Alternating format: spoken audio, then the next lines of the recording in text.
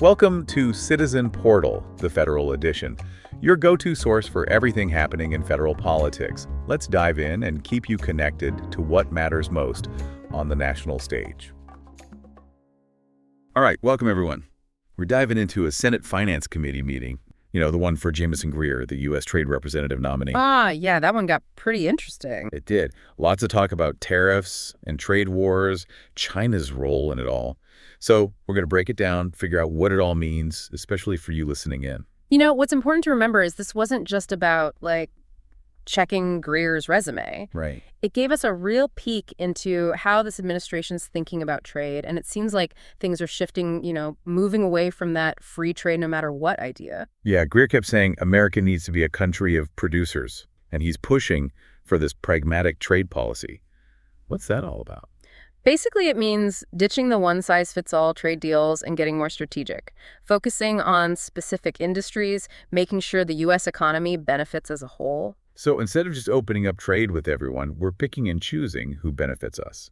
Exactly. It's about making choices that help American industries and workers. Sounds like a big change. And Greer seems to think there's a time limit on all this. He mentioned a short window of time during the hearing. Why the rush? Well, a few things are happening. The global economy is changing constantly. Look at China. They're getting more and more powerful. Plus, there's this feeling that the current trade system isn't really working for the U.S. anymore. So Greer thinks this is the moment right now to make some big moves, reshape things, and get a better deal. Okay, I see. And one of the tools he's talking about is tariffs. President Trump's campaign promise to use them really got people fired up. Oh, absolutely. Tariffs, they're basically taxes on imported stuff, and they've always been controversial. Some people say they protect American jobs and industries. Others say they just make things more expensive for consumers and could start trade wars. Makes me think of that Smoot-Hawley Tariff Act back in 1930, A lot of people say that made the Great Depression even worse. Right. That one's a classic example of how tariffs can backfire. They slapped huge tariffs on tons of imports, and it's generally believed that it made the Depression way worse. Economists still argue about exactly how much it hurt, but it's a warning about protectionist policies. And we saw some of those differing opinions during the hearing, especially when it came to Senator Wyden's views on tariffs versus the administration's. Definitely. Senator Wyden, he wasn't so keen on universal tariffs. He wants a more targeted approach to avoid hurting American consumers and businesses. His worry is that broad tariffs would make everyday stuff more expensive and hurt companies that rely on imported materials. Makes sense. But on the flip side, the administration, and Greer seems to agree, they see universal tariffs as a way to fix the U.S. trade deficit. The idea is to encourage companies to produce things here and rely less on foreign goods. It's a tough one. Valid points on both sides. And the impact of tariffs, well, it can be pretty far-reaching. Look at what happened when President Trump threatened those 25% tariffs on stuff from Canada and Mexico. Yeah, that whole situation really highlighted how tariffs can have unintended consequences, ripple effects throughout the economy. The goal was to stop fentanyl trafficking and illegal immigration, but the threat alone freaked people out. Worries about prices going up, tourism taking a hit, small businesses struggling, and of course, tension with our neighbors. And even if tariffs do what they're supposed to, those unintended consequences, they might outweigh the benefits. Right. We heard some real-life examples of that in the hearing. Oh, yeah. Senator Cortez Masto told this story about a business in Reno, Nevada, lost a contract with a Canadian company just because of the uncertainty over those tariffs. Shows you even the threat of tariffs can hurt businesses and the economy. That's rough. And, we can't talk about trade without talking about China. Their economic power, their trade practices, some people say they're unfair, like stealing intellectual property, government subsidies. It was a big topic throughout the hearing. For sure. There's a lot of worry on both sides about China's growing influence, and making sure they play fair. Lawmakers, Democrats and Republicans, they're all worried about how China's actions are hurting American jobs and companies. They want a level playing field. That Phase 1 trade deal, the one between the U.S. and China, it came up a few times, but people had mixed feelings about it. Did it actually fix things, or was it just a temporary Band-Aid? Well, that deal was supposed to address some of the concerns about China's trade practices, especially intellectual property theft and forced technology transfer. But there's this debate about whether China's really keeping their end of the bargain. Some say it was a step in the right direction. Others say it wasn't enough, that we need stronger enforcement and more negotiations. Yeah, I can see both sides of that. Senator Whitehouse brought up another interesting point about China, though. He talked about their fishing fleet and how it's affecting U.S. fisheries and the environment. Oh yeah, that was a good one.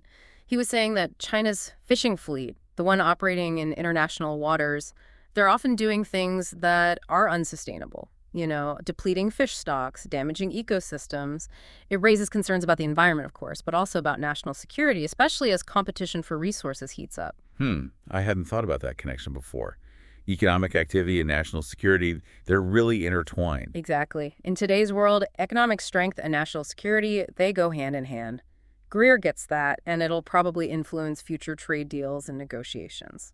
So we've covered a lot already, from Greer's pragmatic trade policy to the whole tariff debate and the complexities of dealing with China.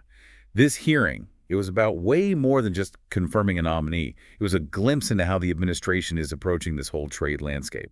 This whole idea of America as a country of producers, it's really at the heart of Greer's trade policy, It's about shifting away from all the offshoring and trade deficits we've seen lately. Yeah. He wants the U.S. to be a leader again, making things, exporting them, the whole nine yards. It's definitely different from that let the market do its thing approach to trade, right? Seems like Greer wants the government to be more hands-on, shaping how trade works out. Yeah, he's talked about using different tools to do that, negotiating new deals, using tariffs strategically, that kind of thing. Interesting. One thing that really stands out about Greer, he's willing to question those old ideas about trade, Yeah. Like he brought up how the U.S. was this industrial powerhouse back in the late 1800s, even with pretty high tariffs. It goes against that idea that free trade always leads to being on top, economically speaking. Makes you think, right? Maybe there's no one perfect answer when it comes to trade policy. You have to be flexible, change things up, depending on what's happening in the world. Exactly. That's where Greer's focus on being pragmatic comes in. He's all about choosing the right tool for the job, not just sticking to some ideology. Now, I'm sure some people listening are thinking about the downsides of a more aggressive trade policy, especially when it comes to tariffs, right? Higher prices for consumers, hurting businesses that need imported stuff. Yeah, those are definitely valid concerns. Tariffs can hurt certain parts of the economy, no doubt. But Greer's argument is that we need to look at the bigger picture, weigh those costs against the potential benefits, like bringing manufacturing jobs back to the U.S., and not being so reliant on China. It's a tough call, for sure. And it's not just about economics either, right? Trade policy affects national security, too, like we talked about with that Chinese fishing fleet. Exactly. Senator Whitehouse's point about that, it really shows how economic competition and geopolitics, they're all mixed up together. It's a reminder that we have to think strategically about who we trade with, think about the long-term consequences. So what does all this mean for the folks listening at home? Even if you're not involved in international trade directly, these decisions, they could affect your life. Oh, for sure. It impacts everything, Prices at the store, jobs in your town, trade policy touches it all. That's why it's so important to understand what's going on, be part of the conversation. Absolutely. So let's switch gears a bit. Another big topic that came up was digital trade. It's a huge part of the economy now, and it's only getting bigger. The digital economy, it's a big deal in global trade now. And the U.S., we're in a good spot. We've got some of the biggest tech companies in the world. But the competition is getting tougher, especially from places like China. Right. And Greer seems pretty determined to make sure American companies can compete fairly in the digital world. But how do we do that without holding back innovation? It's a tricky balance, right? Oh, it's definitely tricky. We got to find ways to support U.S. companies without getting all protectionist, That could end up hurting the very companies we're trying to help. Makes sense.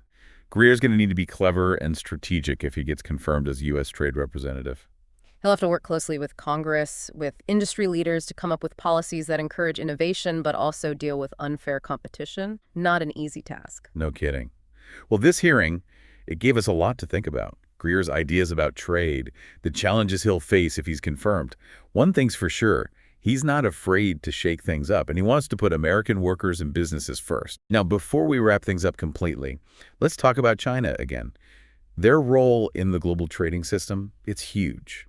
Their economy has grown so much in the last few decades, it's really changed how trade works. No doubt about it. China's been a major player for a while now. And they've done some things that have raised eyebrows, like that intellectual property theft and those government subsidies, right? Those practices have hurt American businesses and workers, that's for sure. The big question is, how do we address those issues without starting a massive trade war?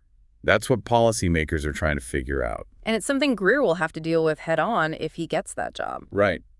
Greer's talked about needing a more pragmatic approach with China, one that focuses on getting results, not getting stuck in ideological battles. He's also said it's important to work with our allies, present a united front. It's a delicate balancing act, being tough but not starting a trade war that hurts everyone. Exactly. But it's important if we want to protect American interests in the long run.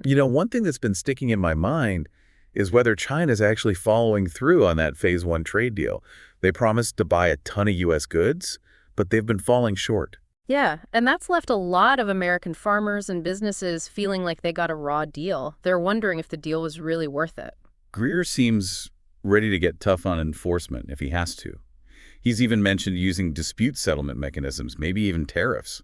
It's a risky move, but it shows the U.S. is serious about holding China accountable. The challenge is to be tough without triggering a trade war that hurts both economies. Right, it's a high-stakes game with no easy answers. Greer's going to have to tread carefully if he gets confirmed. This hearing really showed he's ready for the challenge, though. He's got a clear vision for trade, and he's not afraid to take on tough opponents. He definitely doesn't shy away from a fight. Well, this deep dive into the Senate Finance Committee hearing, it's been really eye-opening. It's clear that trade policy, it's not just about numbers and economics. It's about people's lives, national security, shaping the future, the whole deal. And Greer's vision, this idea of a more assertive, strategic approach to trade, it's a big shift from how we've done things in the past. The question is, will it be good for American workers and businesses in the long run? That's the million-dollar question. And it's something for everyone listening to think about. We encourage you to, dig a little deeper, read the full transcript of the hearing, research some trade agreements, and come to your own conclusions. See how trade agreements have affected your own community. Maybe even reach out to your representatives and tell them what you think. Trade policy is always changing, so it's important to stay informed. Great advice. Well, that's it for this deep dive. We'll be back soon with another fascinating topic, something to get those brain cells firing. Until then, keep learning, keep asking questions, and keep those brains buzzing. Thanks for tuning in to Citizen Portal. We hope you feel more informed and ready to engage with the issues shaping our community. Be sure to subscribe so you never miss an update, and visit us at citizenportal.ai for more insights on how local politics are impacting you. Until then, stay engaged, stay informed, and remember, your voice matters.